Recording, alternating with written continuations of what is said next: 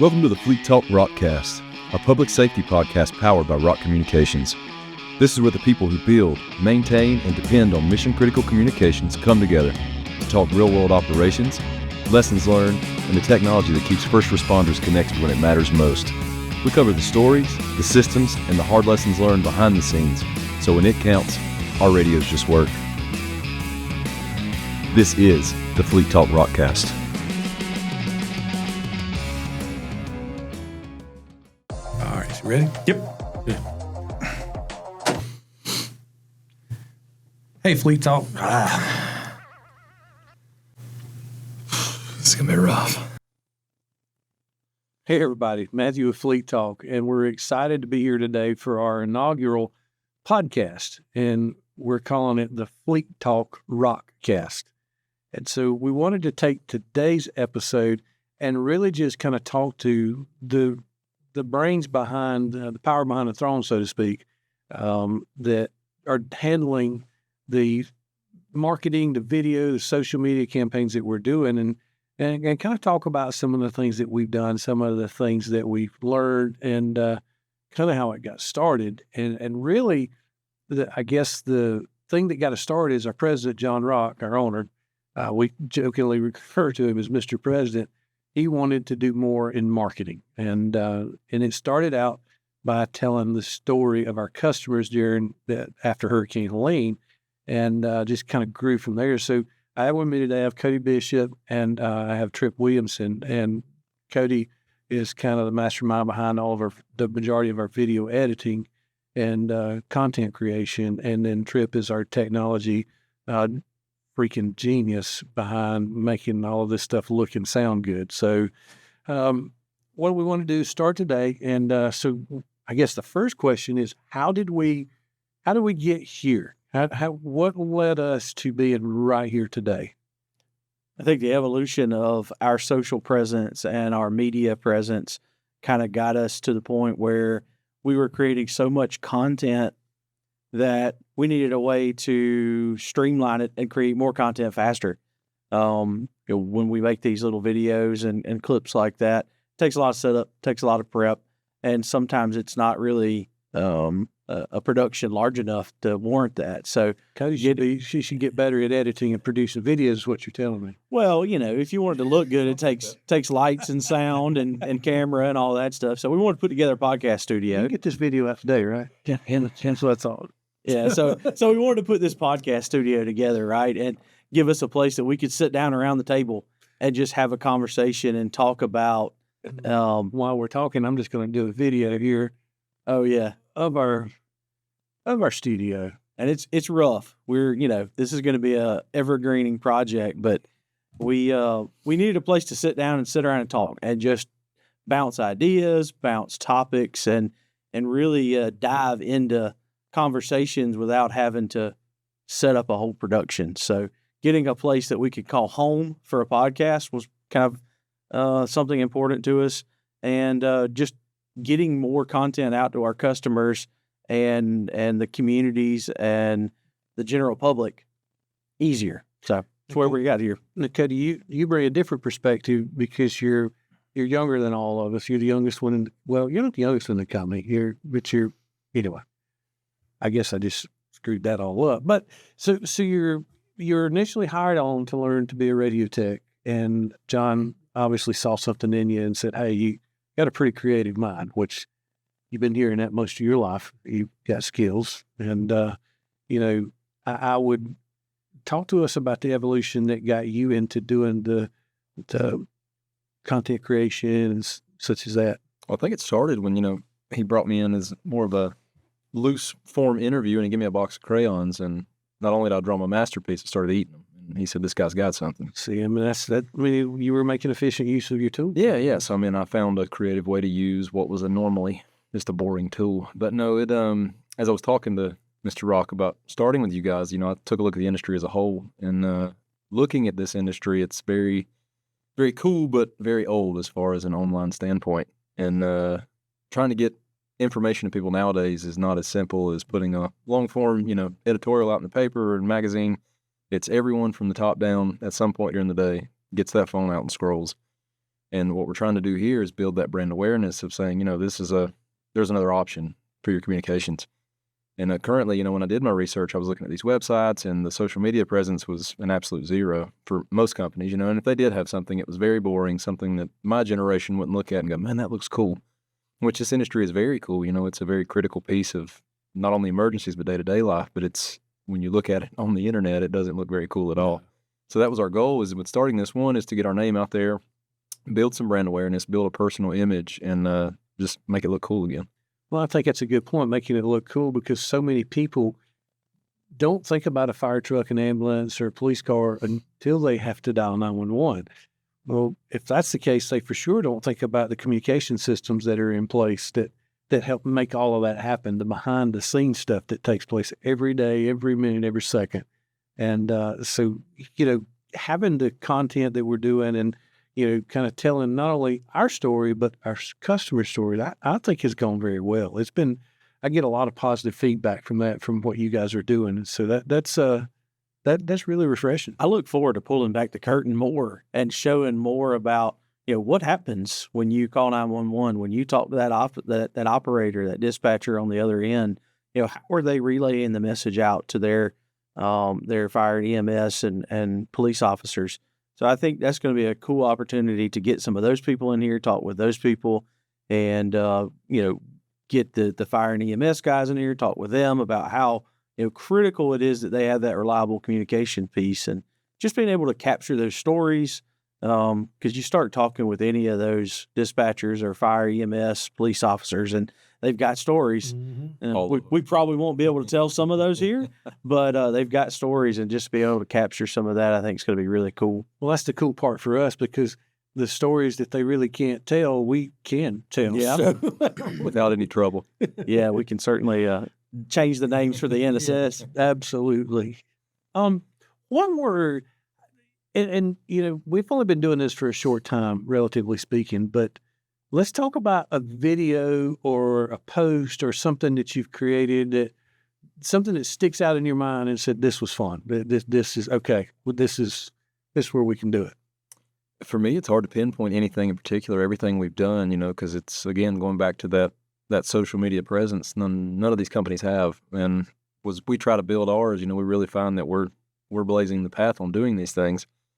And man, the whole thing has been, every video has been fun, whether it be a serious video or something we put a funny take on. It's all been fun to do, because we're literally, there's no outline for it. There's no roadmap to show us success in this side of things. But it's been a blast to take an idea, and most of our ideas have been from comments internally, or a customer said something, or a necessity for some kind of training material. But we've been able to take it and, like I say, not follow any kind of roadmap, and just say, hey, this is what we think is cool, and we're going to do it and put it out. And hopefully we get some hits and people, relate to it. Well, and we're not trying to be an advertisement either. We're not trying to cram the brand down your throat. We're trying to educate you. We're trying to tell you the things that were learned. We're trying to give you our experiences, and maybe, that one little piece of information may be the part that you're missing in your communication plan or something like that. So just giving an opportunity to put that information out. It's not necessarily just advertising. It's education and, much more.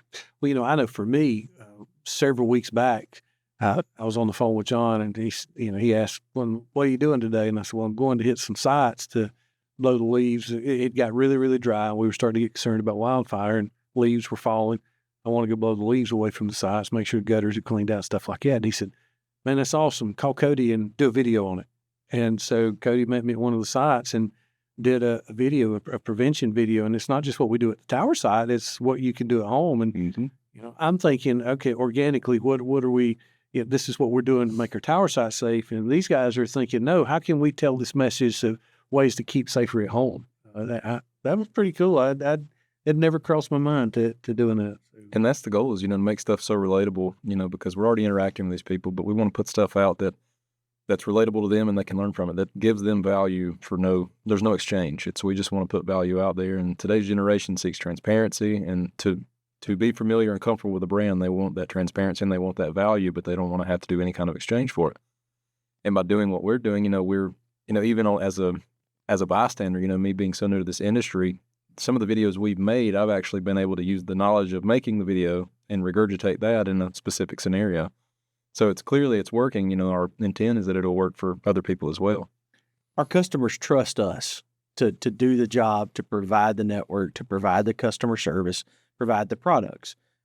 When we show these technical things and we show these, sometimes it's just using a leaf blower. When we show these things to our customers, we're trying to get them to see what we're doing so that they can trust us more. We're trying to expand on that level of trust that, hey, we're not just sitting around and letting generators run out of fuel or letting leaves build up around site. You know, we're proactively doing things. So it's kind of like a balancing act for trust between our customers who are always watching us. We're letting our customers see, you know, some of the behind the scenes stuff. And our brand is built on customer service. And we do so much for the customer. And this is just in addition to that, like Tripp said, it's not advertisement. We're doing stuff that, okay, we already offer the best service. We have the best product. What else can we do for that customer that can make it even better? That leads into something we were talking about this morning. The first video that we as a company really tried to push out was the battery video that was your brainchild. Yeah. Yeah, and that was just a simple video. How do you take the battery off of this radio? You know, we have a lot of these radios in schools,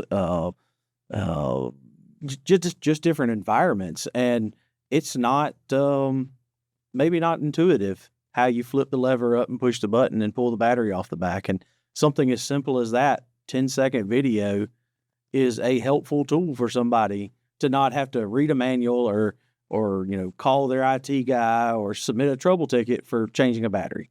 Well, that's funny because, you know, my youngest son had a problem with his truck a couple nights ago, and he YouTubed how to fix it. Yep. And he texted me earlier and said, "Hey, I got it fixed." I'm like, and then so if we can do that with YouTube, then surely we can do that with what we do here in the shop. Yep. And that's been the goal. Like I say, all the videos, whether they're short form, long form, our goal is to be transparent in what we do, to give people an insight to what we do, because I think this industry as a whole has been very gatekept for a long time as far as information, because, you know, you're selling proprietary stuff, and I don't want you to know how to work on my stuff, but we want the opposite. We want you to understand it as well as we do. But what you're paying us for is how well we serve you, is when you call, we answer the phone. And, you know, today that's everywhere. You can learn anything on YouTube or Instagram in about 30 seconds. Yeah. And, you know, we as a company, there's certain things that we do keep secret. There's certain things that we don't publicly put out, but it usually revolves around network security, things of that nature. But as far as how to do the basic steps, how to properly use radio, we did a video, we did training sessions. Since I've come to work here, anytime we bring on a new customer, we offer training sessions, and we taught little things, just the proper way to hold your radio.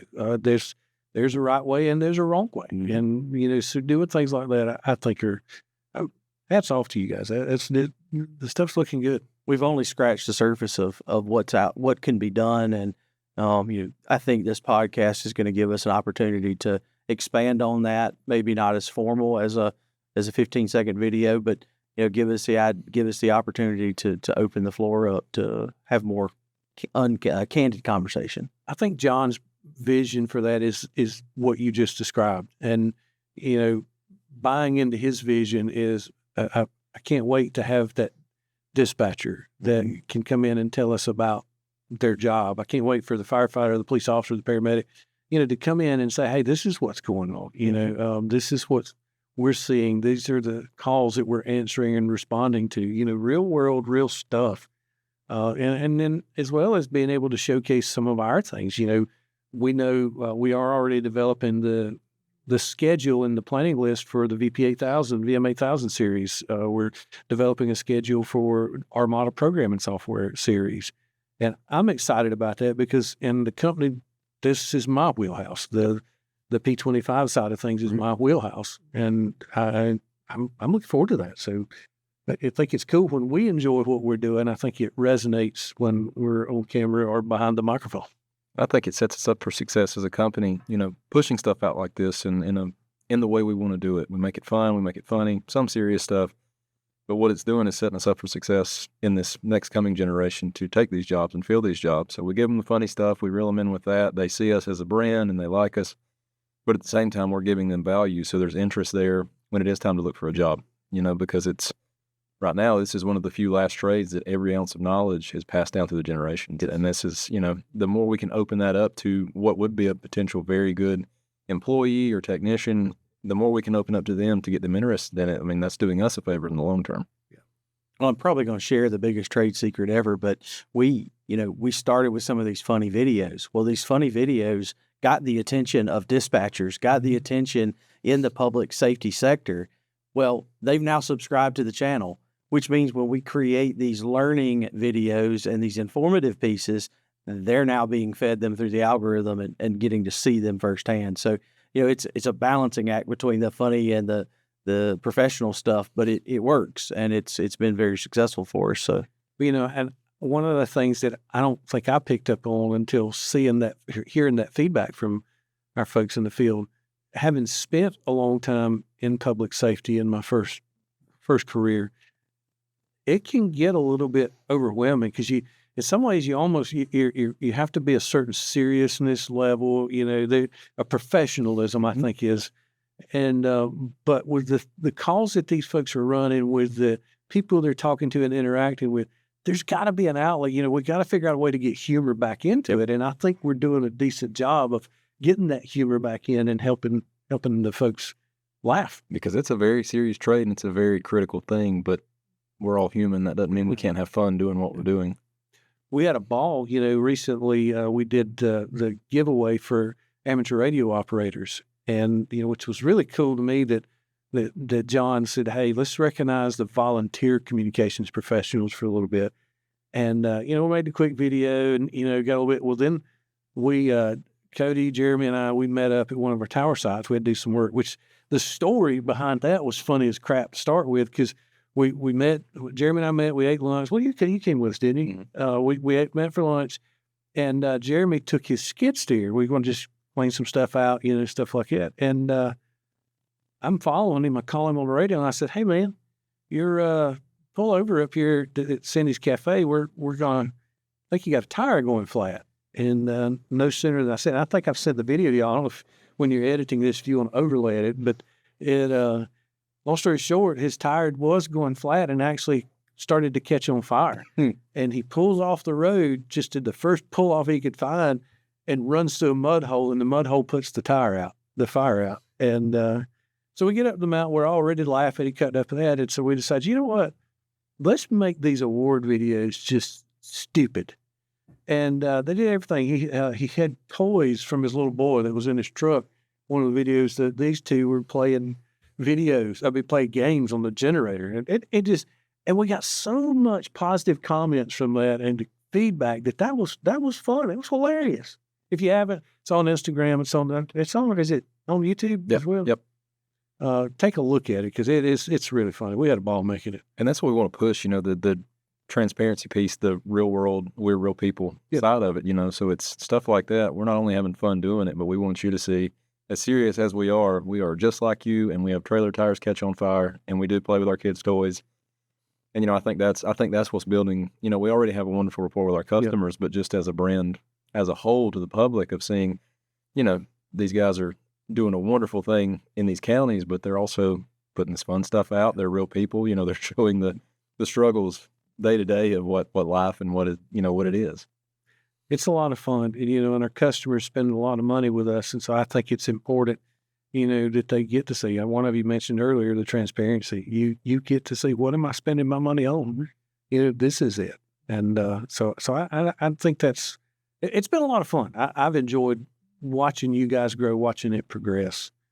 So it's definitely a team effort. I will say that it has definitely been a team effort, and I don't know if it's been mentioned yet or not, but just the sheer number of ideas from everybody in the company that have been just rolling in. Hey, what if we did this, or what if we did that? So, look for some new faces here in the next couple episodes. We got a lot of people that I think are excited to be a part of this, and we have got so much knowledge in this company. Yes, that the more of it we can document, the more of it we can share is for the betterment of everyone. We talked about that this morning, not only the ideas coming from folks in the company, but also folks in our community and our customer bases that are saying, hey, love to see a video on this. Some of the DMs that we're getting, that's been pretty cool. And that's when we kind of knew it was working. We At first, everyone seemed a little gun shy to have ideas or to want to post anything, and because it is such a serious trade, and that's the mentality of this. We've always done it this way, and this is a new thing. We don't like new things, but as soon as we started just kind of posting some of the stuff that we thought was good or thought was funny, then it's like it opened up a whole new world. Everyone had these awesome ideas, and it's for whatever reason we were shy at first, but now that we've done it, we can see the fruits of what we're harvesting because they're coming up with ideas, and it's daily. It's not here's our checklist. It's, what if we did a video on this? What about that? So we know it's working. We know people are enjoying it. I think that's a fun part. We come up with an idea, and then, of course, you take it back and you start doing the editing. And sometimes you say, man, that's a good video. And sometimes you say, that sucked. We got to do another one. So it's a lot of fun. Well, that's part of not having anybody to look at. We're blazing the trail here. Yep. We're doing stuff that not even the major manufacturers are doing. So it's pretty cool. Well, what's next? I mean, obviously the podcast, our goal, let's talk about some of our goals and ambitions with the podcast. And then, before we get into the podcast, what is next for you guys in the social media world, in our marketing world, outside of the podcast? And we'll get into that. We'll finish with the podcast. I think a lot would argue about, brand awareness and saying, it doesn't necessarily make dollars, but that's mainly our goal right now is just getting our name in front of people and showing them what we do. They ultimately make the decision of who they go with. But when they see us, they see the transparency, they see the knowledge. That gives them a better insight into what they're getting, as we talked about earlier. But I'm just getting it in front of people and making us a household name, because up till now, and me being new to the industry, I didn't know as much, but it seems there's only a few options, and a lot of people might not even know about the option that we offer. So just making sure that every feasible person that can make a decision about this knows there's another option, and it's a real option and a fun option, but just to get that in front of everybody. Because again, we're not following a marketing playbook. We don't have, a coach teaching us how to do this. We're just doing what we think's good and throwing it out there, and it seems to be working as of now. Anything to add to that? I really don't have anything to add to that. I think one of the things I would give kudos to you. We wouldn't be here today if it weren't for you, because, the video that I took, and I need to post it to our group, but all of the technology, the camera, the audio, the video production, wouldn't have it if it wasn't for you. And, y'all bought me a camera, and the first thing I done was, Cody, how do I work this thing? Yeah, but that's only a part of it, right? Yeah. It's storytelling. And, I think the first real, and we'll go down this rabbit hole if we want to, but I think the first real taste of media the company had was our Hurricane Helene video. Oh, yeah, our response video. And I reached out to a good friend of mine that has done a lot of projects for me in the past and said, hey, we're on a super tight timeline. We've got this crazy idea. We're going to talk to these gazillion different people, and we want to make a 3.5-minute video about our response to Hurricane Helene.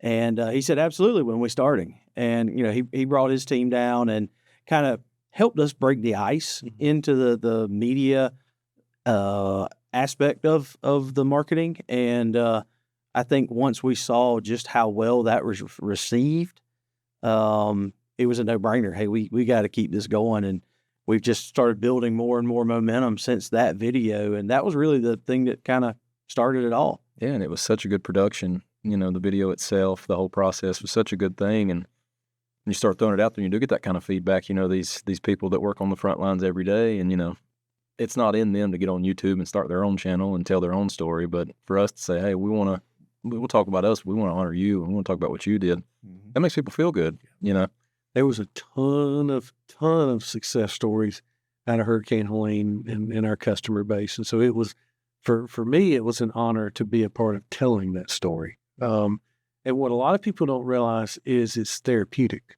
When you talk about something, and, and a lot of the video, a lot of the conversations we had didn't get published in the final product, but hearing them share their heart, Ashley Giles at Abbeville County, she made the comment that, home is our safe space. And she said, but during Hurricane Helene, it wasn't safe at home. Yep. It was safer here. Mm-hmm. That's pretty deep. And you think that the people that are serving you, that are answering the 911 calls, that are running the fire calls, the cardiac arrest, the theft calls, they're doing that. But they're real people too. They're real people. They're real people too. And they're not certain about what is going on at home. And yet they still did it. Yep. They still chose to do it. And those are the kind of heroes that we don't hear about. It's not the big frontline news story of people like that, but they do it all the time. Every day. We'll never see it. Every day. And I think that's kind of a unofficial reason for some of this podcast and some of this stuff too, is to show what is, not just what those people are doing for their job, but maybe it shows somebody that might not be considering becoming a dispatcher, That is what the life of a dispatcher is, or what dispatchers do. So, we may be helping recruit for our customers too, or for the industry as a whole, by showing some of the stuff that we do, and that it doesn't always have to be serious. Yeah. It can be real. Yep.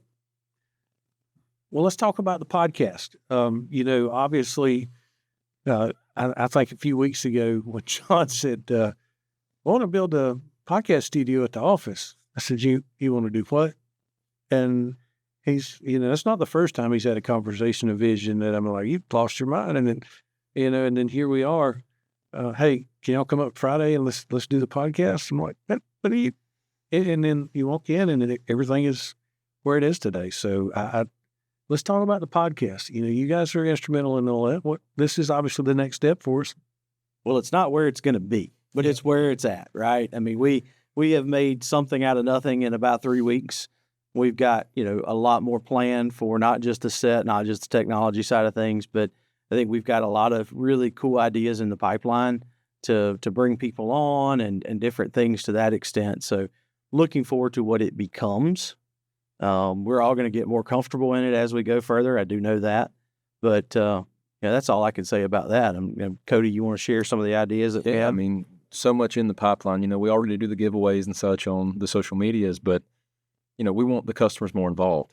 And there's only so far you can go as commenting, and we actually want to talk to them, get them in here. Let's hear some stories. Let's give them a platform. Which there's always the Instagram and the YouTube and the Facebook, but let's get them in front of a camera, talk to us. Let's have a conversation, and that plus all the fun stuff we're going to do as far as giveaways, as far as some competitions we've got coming down the line. It's going to be a good time, and again, just building that name for ourselves. Are these some real people in here? They'll bring us in, talk to us, put us in front of a camera. Now, as uncomfortable as that may make some people, but hey, there's a lot. There's so many good ideas, and that's our thing with this company as a whole. We see something, we say we can do that. Let's try it. Let's do this, and you'll see the evolution of it over the next coming months. But that's just how we do business. We jump in and we figure things out, and just like with this, I think it's going to be very fun. I think it's going to be a lot of fun too. I'm looking forward to it. I'm looking forward to being able to sit down with some friends and some new friends and have, conversations that this is what's going on. This is what we're seeing. I think it'll be fun. And, get to showcase our products. We get to showcase our services. And, more importantly, I think just to be able to do that educational piece and say, this is what we think is going on. And there's so many people walking around, in our counties and your communities that know so much about the communications world, but you'd never hear it otherwise. So to give them a platform to come on and talk about their interests. And again, this is such an interesting and critical field, but there's no light on it right now. And we're hoping to bring some light to it and show everyone how cool it is. And then let these people that have all this knowledge just spew it out to us. And hopefully they gain something from it. And I would say, when we think about content, one of the CommU students, that if you've taken a communications unit course from me over the last several years, you've heard a phrase, if I were a prepper, and not that I am, if I were a prepper and not that I am, I would think some of this communication, this extra communication stuff is cool. And there's a lot to be said for it. Was there anything that I missed, anything we missed, anything we want to hit? I think we've kind of covered all the highlights and lowlights of what we plan to do. I mean, we could go ahead and spoil the first competition idea we have with you and Jeremy in the next few episodes. Well, and I really, as transparent as we're trying to be, I wasn't sure if we wanted to let this secret out of the bag just yet. But you know what? Speak of the devil, and he must have heard us talking. I think this is as good of a time as any to talk about our next competition, our next giveaway. And it's going to be a competition between a dispatcher and somebody in the field. And we're going to give the dispatcher an instruction sheet, and we're going to give somebody from the field the Lego kit, but without the instructions. And you're going to have to build the Lego kit over the radio. Instructions from dispatch, field unit, putting it together. And we're going to see who can do it the fastest. And so our challenge and our hope is that we can reach out to our community and say, okay, hey, you want to send a dispatcher to compete? And then you want to send somebody in the field to compete? We bring you up, we feed you, get in here and have the competition. And if you know anything about Fleet Talk by Rock, we give away good prizes. We do give away good prizes. So, yeah, we'd love to see people come up, and I think it's going to be fun, and see what happens with that. That's a competition that I'm looking forward to. Yep, very much so. Well, guys, thank you. It's a treat to be a part of y'all's hard work, getting us to where we are today. And obviously, there's more people than just the two of you, but you guys have kind of been the front runners here, and so it's a treat to be able to be a part of the first ever podcast. And I hope it's I hope we get sick of making podcasts. Yeah. I really do. But it's a treat. I look forward to the next one. But guys, if you've watched to this point, thank you so much for watching. Please share the podcast. Please like and subscribe on our social media. It's all down here below. Thanks for joining us.